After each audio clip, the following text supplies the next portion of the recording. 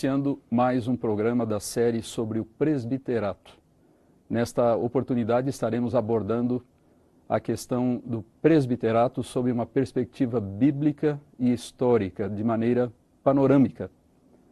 Quando nós lemos o Novo Testamento, mesmo que façamos uma leitura rápida, nós percebemos a importância dessa instituição pelo fato de ela ser referida muitas vezes em diferentes partes do Novo Testamento. Nós vemos referências ao presbiterato no livro de Atos dos Apóstolos, por exemplo.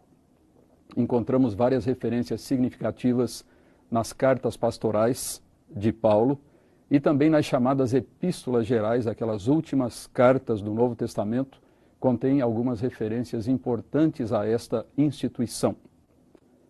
As informações disponíveis nos diferentes documentos do Novo Testamento deixam claro que, nos primeiros tempos da igreja, cada comunidade era governada por um grupo ou um concílio de presbíteros, que exerciam uma grande variedade de funções nas áreas de administração, de supervisão, de orientação, de disciplina e do pastoreio das igrejas, das primeiras comunidades cristãs.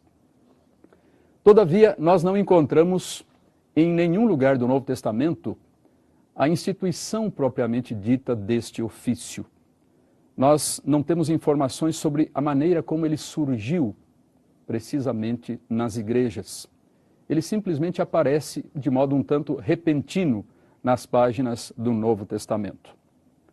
De onde teria vindo a inspiração para esta prática? Qual a origem do presbiterato cristão? A resposta a essas perguntas está no Antigo Testamento. O objetivo deste estudo, desta reflexão, é mostrar a evolução do presbiterato ao longo do tempo, começando com o judaísmo, passando pelo cristianismo primitivo e prosseguindo, então, ao longo da história da igreja. Então, nós vamos falar inicialmente a respeito dos precursores do presbiterato cristão, que são os anciãos do Antigo Testamento.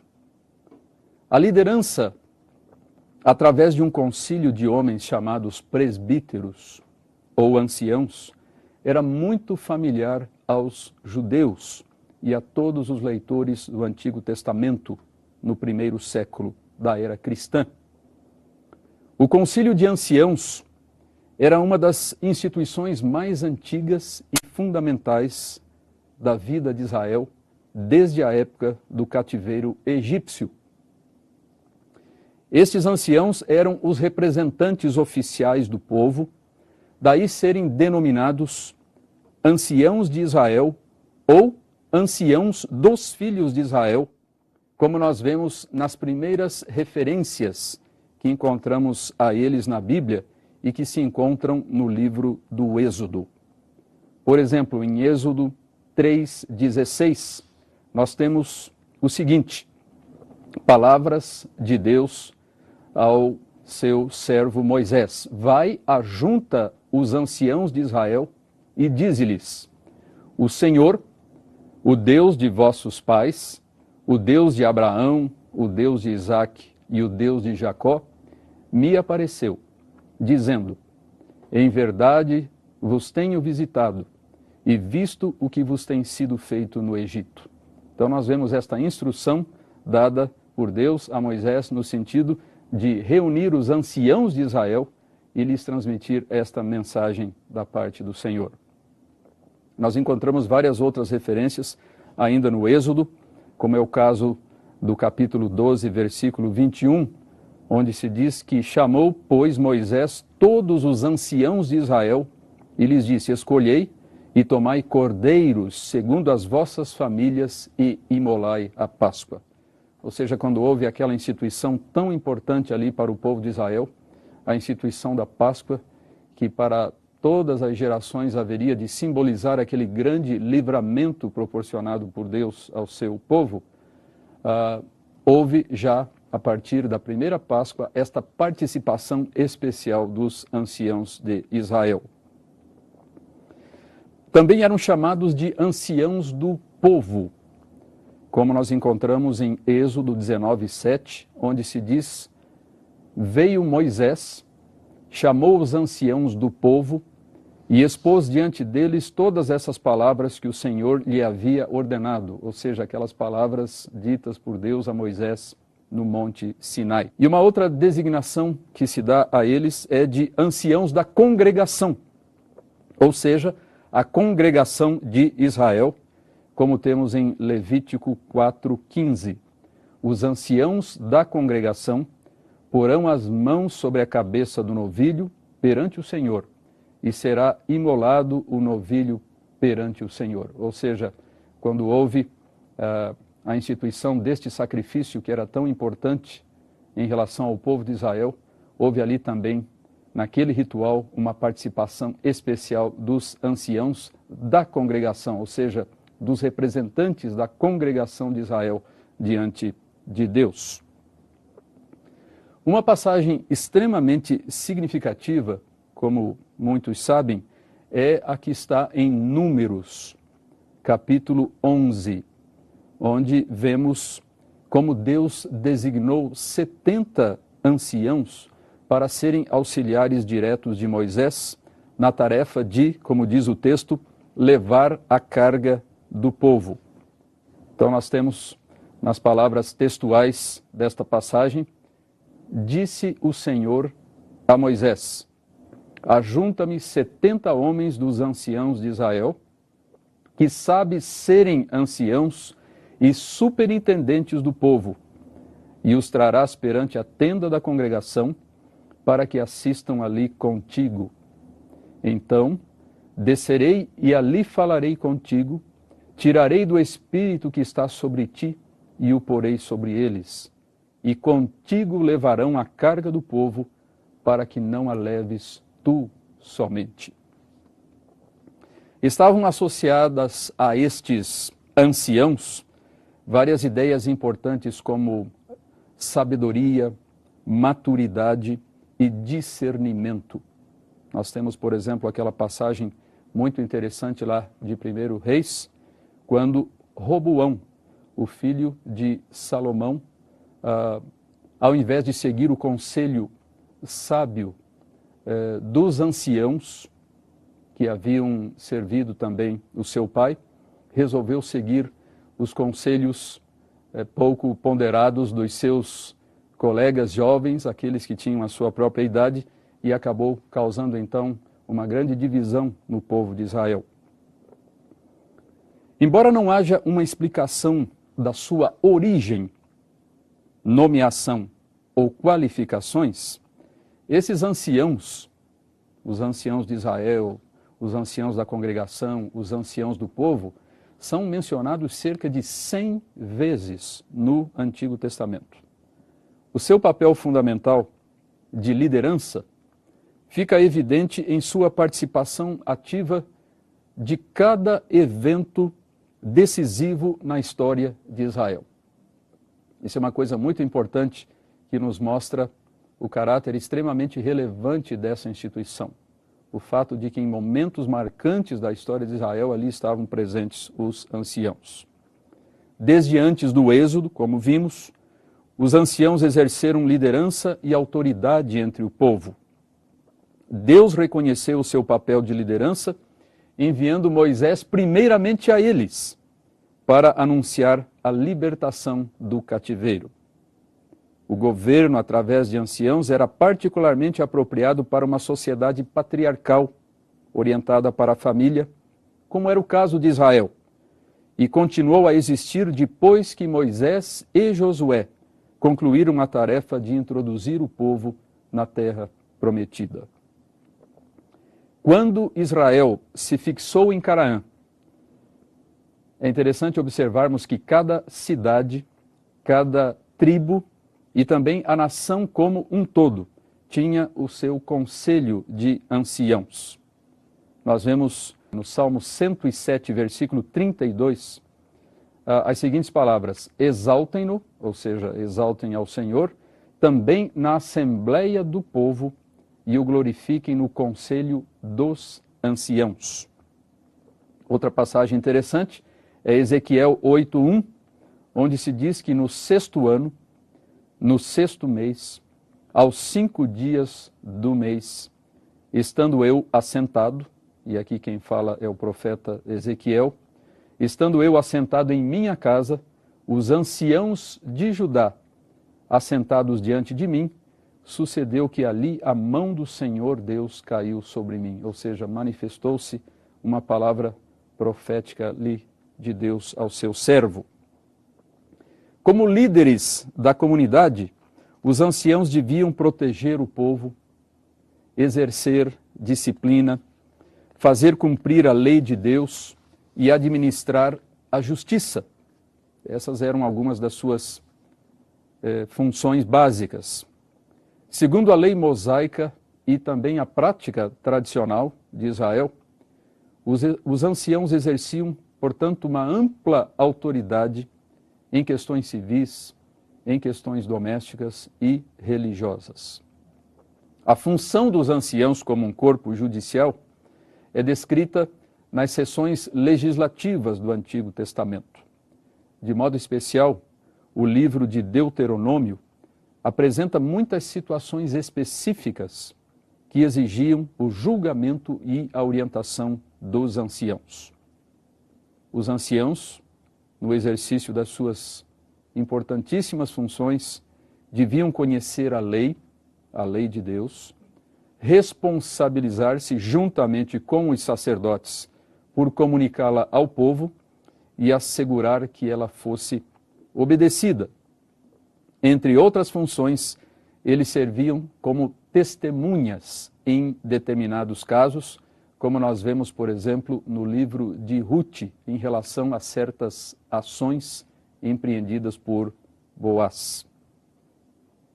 Os anciãos participaram de alguns dos acontecimentos mais marcantes da história do povo de Israel, como foi o caso da conquista de Canaã, onde temos várias referências no livro de Josué à presença dos anciãos em momentos importantes e decisivos daquela conquista.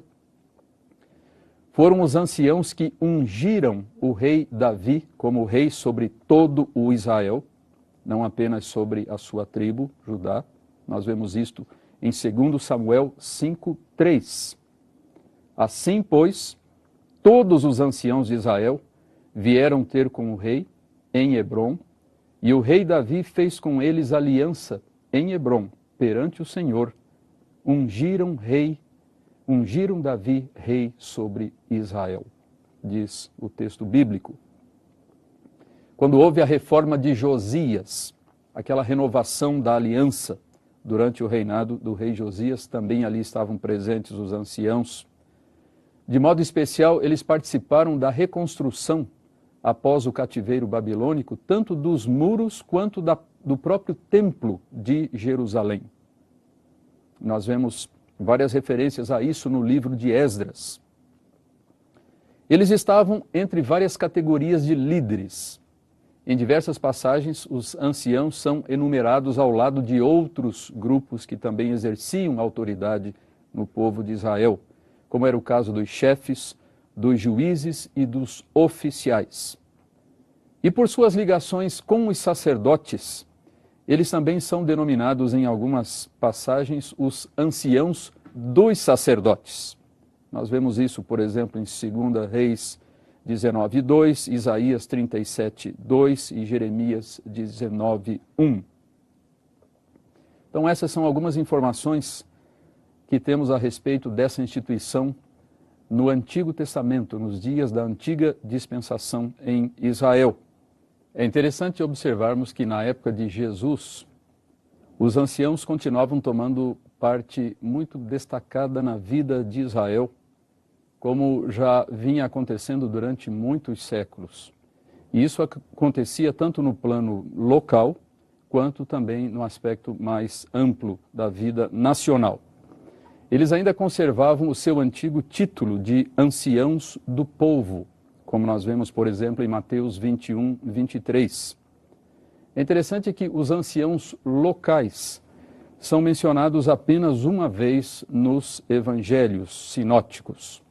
Esta referência está em Lucas 7:3, onde se diz que, tendo ouvido, ou seja, o centurião, falar a respeito de Jesus, enviou-lhe alguns anciãos dos judeus, pedindo-lhe que viesse curar o seu servo.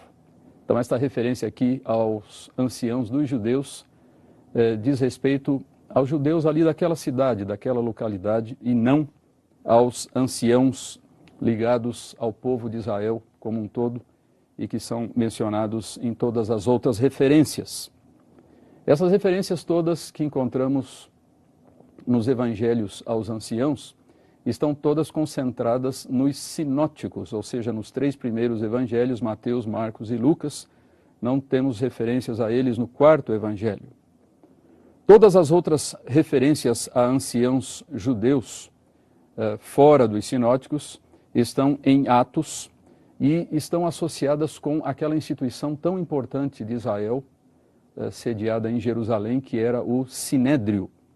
O Sinédrio era o supremo tribunal do povo judeu e estava dividido em 3 grupos, que eram os sumos sacerdotes, os escribas e os anciãos, que nós vemos mencionados muitas vezes em conjunto.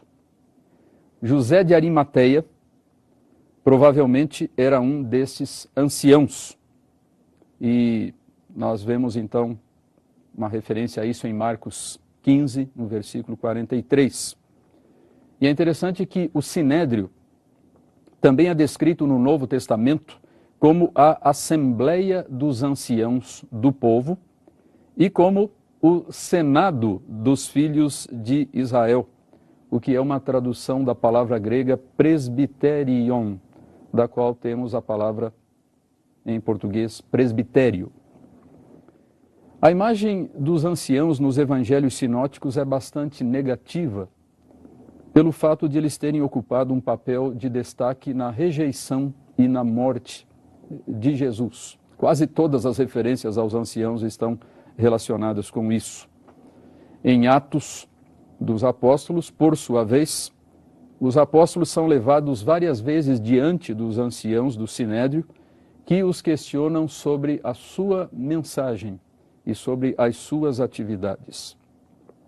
De qualquer maneira, apesar desta visão um tanto negativa, percebe-se que a estrutura de governo por meio dos anciãos era muito familiar para os primeiros cristãos, e isso explica o fato de eles terem lançado mão desta prática e desta instituição de Israel quando buscaram uma forma de exercer o governo, a liderança e a autoridade nas primeiras igrejas cristãs. Isso nos leva para uma outra questão extremamente importante e relevante neste nosso estudo acerca do presbiterato na Bíblia e na história da igreja, que é o presbiterato à luz do Novo Testamento. E nós gostaríamos de iniciar falando a respeito dos presbíteros cristãos judeus em Atos dos Apóstolos, para depois falarmos a respeito dos presbíteros cristãos nas igrejas dos gentios. Ao adotarem essa forma de governo bem conhecida, os apóstolos certamente não agiram de modo arbitrário ou aleatório. A oração e a direção do Espírito Santo levaram os 12 e a igreja de Jerusalém a estabelecerem a liderança por meio de um conselho de anciãos.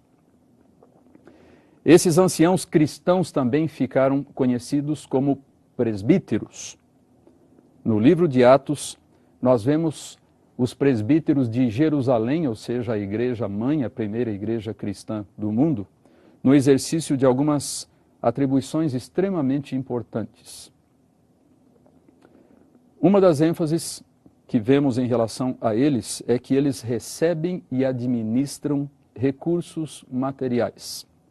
Isso está em Atos, no capítulo 11, a partir do versículo 29, onde diz o texto bíblico: os discípulos, ou seja, da cidade de Antioquia, cada um conforme as suas posses, resolveram enviar socorro aos irmãos que moravam na Judéia, o que eles com efeito fizeram, enviando-o aos presbíteros, por intermédio de Barnabé e de Saulo.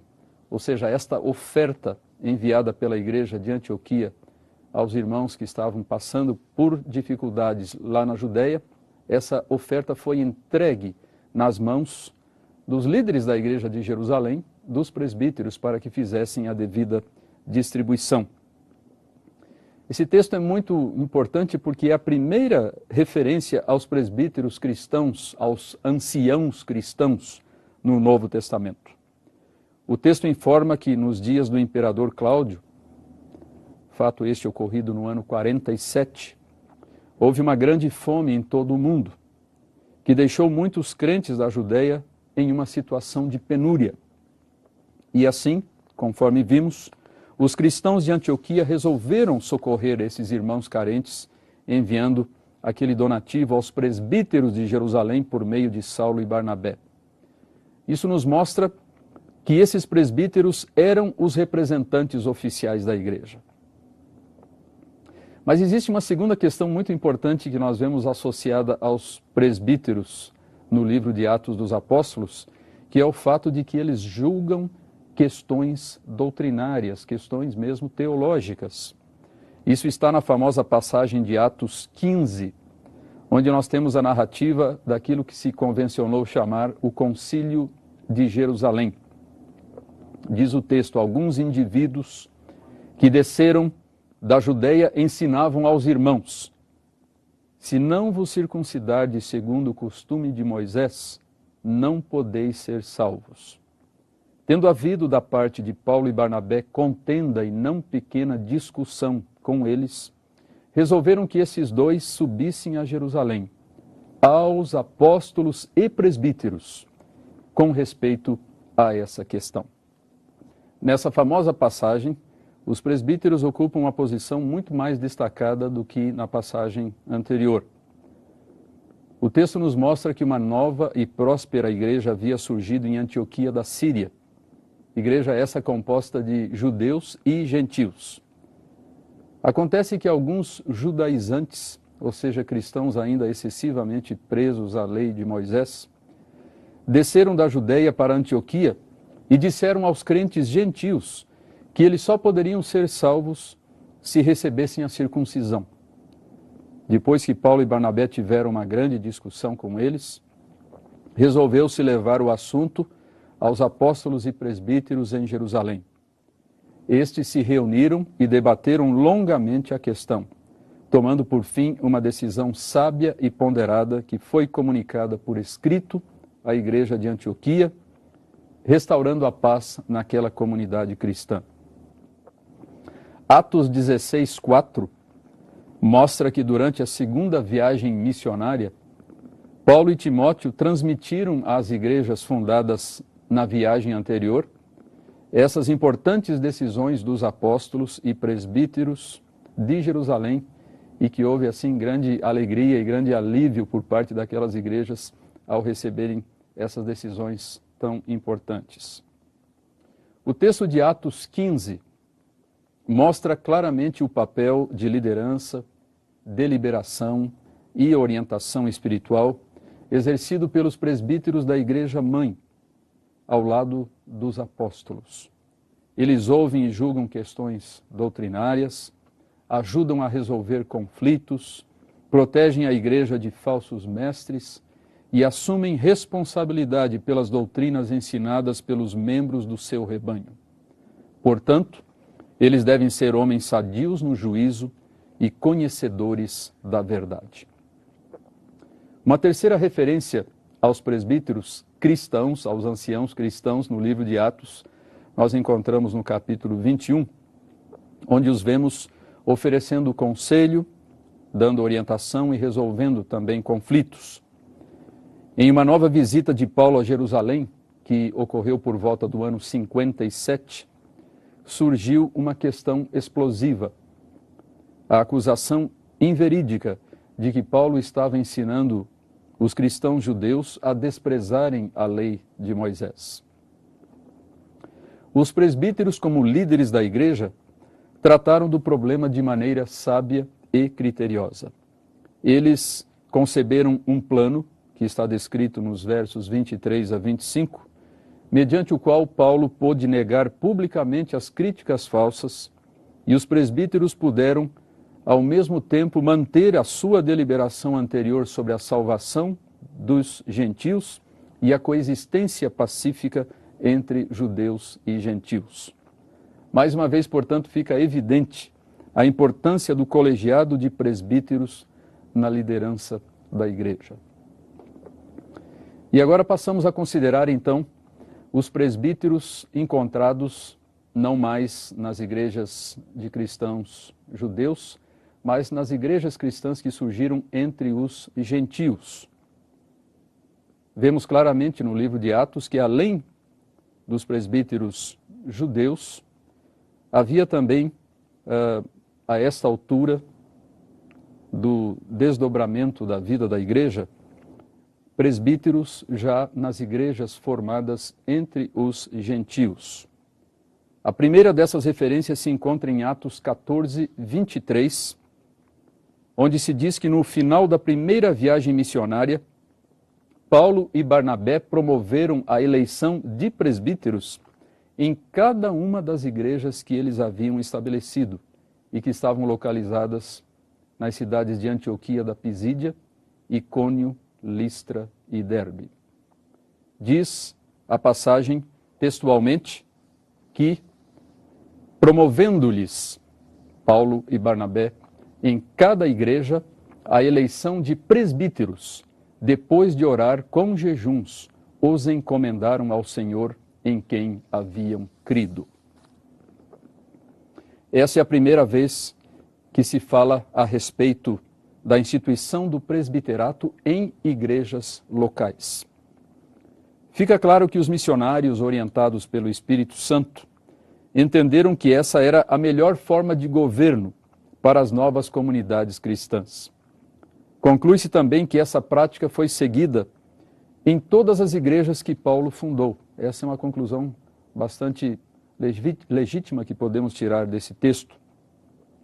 Como também acontecia nas igrejas fundadas pelos seus colaboradores, como foi o caso de Tito em seu trabalho na ilha de Creta. Devido ao seu ministério itinerante, Paulo entendia a importância estratégica da nomeação de presbíteros que pudessem cuidar das novas igrejas que iam nascendo.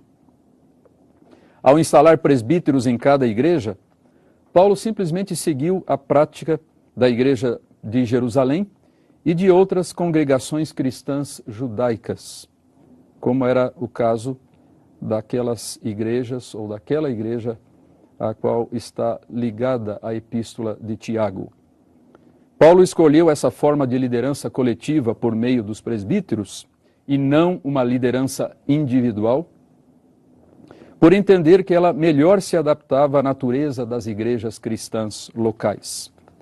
A palavra grega keirotonel, que é traduzida nesta última passagem por promover a eleição, sintetiza, portanto, todo esse processo de selecionar, examinar e instalar estes líderes. Certamente a passagem mais importante sobre o presbiterato no livro de Atos, e talvez em todo o Novo Testamento, é Atos 20, 17 a 38. Esse texto contém o discurso de despedida de Paulo aos presbíteros da igreja de Éfeso, reunidos em Mileto, no final da última viagem missionária do grande apóstolo. Paulo mostra a esses líderes duas coisas importantes: quem eles são e o que Deus os chama a realizar. Isso está principalmente no versículo 28 deste capítulo 20 de Atos. Ele também fala do seu próprio trabalho entre eles, como um exemplo e uma inspiração para estes líderes. Gostaríamos de destacar alguns aspectos desta passagem tão importante, destas exortações tão especiais e significativas que foram dirigidas por Paulo aos presbíteros de Éfeso reunidos em Mileto. Primeira coisa importante que Paulo mostra é que foi o próprio Deus quem os colocou à frente da igreja. de modo característico, Paulo apresenta o fundamento doutrinário para o trabalho dos presbíteros, a vontade soberana do Espírito, o imenso valor da Igreja, a cruz de Jesus Cristo e o ataque inevitável dos falsos mestres. Não foi a Igreja, nem os apóstolos, quem deu este encargo aos presbíteros. Embora tenha havido a participação de instrumentos humanos nesse processo, o responsável principal pela colocação dos mesmos à frente do rebanho foi o Espírito Santo. Um segundo ponto muito importante diz respeito à tarefa destes líderes, que é supervisionar e administrar o povo de Deus. Essa é uma das passagens que demonstram que na Igreja Apostólica, presbítero ou ancião e bispo ou supervisor eram designações das mesmas pessoas. Nós vemos isso em outras partes do Novo Testamento. Segundo Paulo, na qualidade de bispos, os presbíteros são responsáveis pela supervisão, proteção, administração e cuidado do rebanho de Deus. E, muito importante, fazendo isso, eles estarão seguindo o exemplo do supremo pastor e bispo, que é o próprio Senhor Jesus Cristo, como vemos em 1 Pedro 2:25. Isso nos leva a um outro ponto muito importante relacionado com as atribuições desses oficiais, porque eles, de modo especial, deviam, e de maneira muito específica, pastorear o rebanho. A imagem do pastoreio associa as ideias de autoridade e liderança com as de abnegação, bondade, sabedoria, esforço, cuidado amoroso e vigilância constante. Pastorear significa governar a Igreja de Deus, proporcionar liderança e orientação, ensinar e corrigir com base na palavra de Deus e oferecer proteção contra os perigos que ameaçam a vida da Igreja. Um outro ponto importante, eles também devem proteger o rebanho de Deus. Um dos seus principais deveres é a vigilância constante, primeiro sobre si mesmos e depois sobre a Igreja. Eles devem cuidar da sua própria vida espiritual, andando diariamente com Deus e alimentando-se por meio da oração e da palavra. Assim, estarão em condições de cuidar do bem espiritual do rebanho e de protegê-lo dos lobos vorazes mencionados pelo apóstolo, dos perigos que os ameaçam na forma de pecados e distorções da fé. E ainda um ponto muito importante nessa conexão é o fato de que eles devem estar profundamente conscientes do imenso valor da Igreja. Ela é a Igreja de Deus. Não pertence aos presbíteros, aos apóstolos ou a qualquer pessoa. Deus chamou à existência o seu rebanho e o protege, sustenta e nutre. A redenção da Igreja custou a Deus um alto preço, o sangue de Cristo. Assim, os presbíteros são os mordomos e administradores que o Senhor colocou à frente do seu povo e devem estar conscientes da grande honra e da imensa responsabilidade que isso representa. Isso nos leva à consideração do presbiterato nas epístolas, começando pelas epístolas pastorais, ou seja, aquelas últimas epístolas escritas pelo apóstolo Paulo que temos no Novo Testamento. Embora os presbíteros não sejam mencionados explicitamente nas cartas de Paulo às igrejas, na verdade nós temos apenas uma referência aos bispos, juntamente com os diáconos, em Filipenses 1, versículo 1. Existem várias referências altamente significativas a eles nas epístolas pastorais.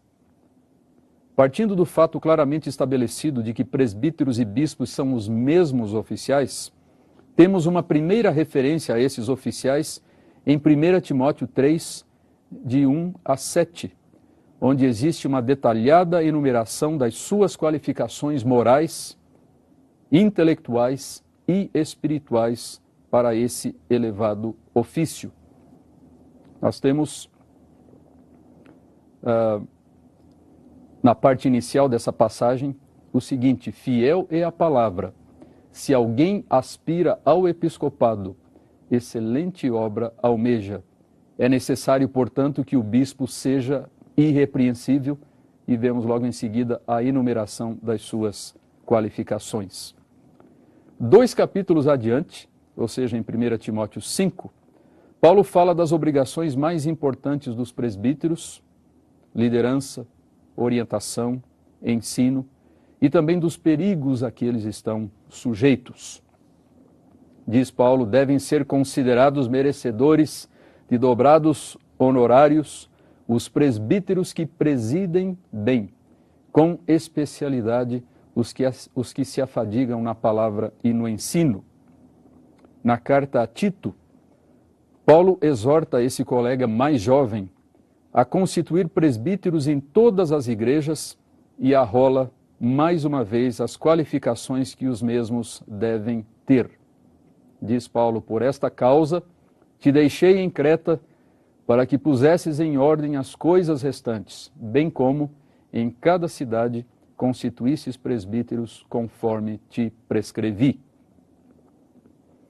E é interessante que em 1 Timóteo 4,14 nós encontramos uma referência coletiva a esses líderes através da palavra presbitério. É a única vez que encontramos no Novo Testamento uma referência coletiva, utilizando esta outra palavra grega, traduzida por presbitério. E finalmente chegamos, nesta nossa revisão do ensino bíblico e neotestamentário a respeito do presbiterato, às epístolas gerais. As últimas referências aos presbíteros no Novo Testamento são encontradas nessas epístolas. Tiago 5,14 fala das responsabilidades pastorais desses líderes em relação aos enfermos, orando por eles e ungindo-os com óleo em nome do Senhor. A última passagem encontrada em 1 Pedro 5, de 1 a 4, é especialmente importante por várias razões.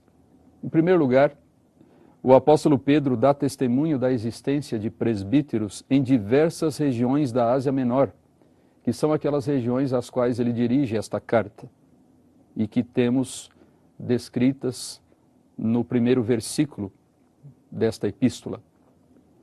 Em segundo lugar, aquele que é chamado por muitos o príncipe dos apóstolos se apresenta como um presbítero igual aos demais, não se coloca acima deles. Adicionalmente, à semelhança de Paulo em Atos 20, Pedro mostra que a principal responsabilidade dos presbíteros é pastorear o rebanho de Deus e fazê-lo de acordo com alguns critérios, de modo espontâneo, desinteressado e exemplar. E, finalmente, o apóstolo Pedro lhes diz que, em assim fazendo, eles estarão seguindo o exemplo do Supremo Pastor, o próprio Cristo. E assim encerramos este levantamento que julgamos extremamente relevante e útil para a melhor compreensão deste assunto, do que a Bíblia como um todo tem a nos dizer a respeito do presbiterato, das suas raízes no Antigo Testamento, através dos anciãos de Israel, e da maneira como essa instituição foi adotada e adaptada pelos primeiros cristãos para assim terem uma forma eficiente, uma forma bíblica pela qual as comunidades cristãs pudessem ser dirigidas e orientadas de acordo com a vontade de Deus.